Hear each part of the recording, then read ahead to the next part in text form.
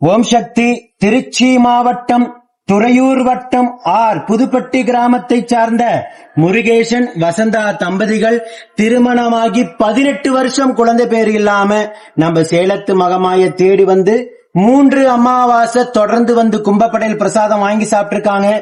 3வது மாதம் வாங்கி சாப்பிட்டு அதே மாதமே அம்மா மனமிறங்கி கருவை தக்க வச்சு அழகான ஆண் குழந்தை 18 வருஷம் அவங்க இருந்த கடும் தவ வாழ்க்கைக்கு 4வது மாதம் 3 மாசம் சாப்பிட்டு அதே மாதம் கருத்தங்க ஆண் வாரிசாக வரமாக கொடுத்திருக்கிறாங்க.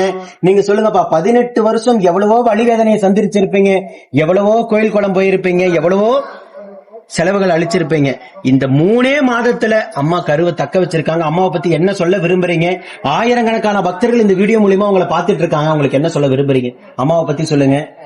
நீங்க அனுபவிச்ச 18 ஆண்டுகள் கண்ணி அவமானங்கள்லாம் தாண்டி பல லட்சங்கள்லாம் செலவு பண்ணி கிடைக்காத இது இந்த அம்மா மூலியமா எனக்கு வரன் கிடைச்சது எனக்கு ரொம்ப சந்தோஷமாகும். சந்தோஷம்னு சாதாரணமா சொல்றீங்க.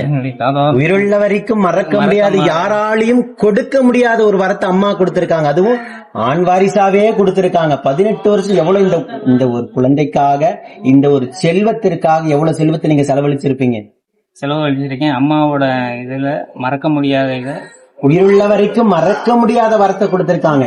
இப்போ தலைமுறைக்கு உங்க குழந்தையும் நீங்களும் வழிபாடு செய்வீங்க, உங்க குழந்தையும் வழிபாடு செய்வாங்க. அவங்களோட வாரிசுகள் அத்தனை பேரும் அம்மாவை மறக்காம வழிபாடு செய்துட்டு தான் இருப்பீங்க. அந்த அளவுக்கு அம்மா வரம் கொடுத்திருக்காங்க.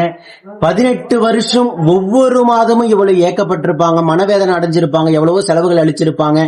3 மாதம் தொடர்ந்து வந்து 4வது மாசமே கருவை தக்க வச்சிருக்காங்க. நம்ம சேலத்து மகமாயி எவ்வளவு கருணையான தெய்வம், ஒரு எழிலான தெய்வம் நம்ம சேலத்து மகமாயி.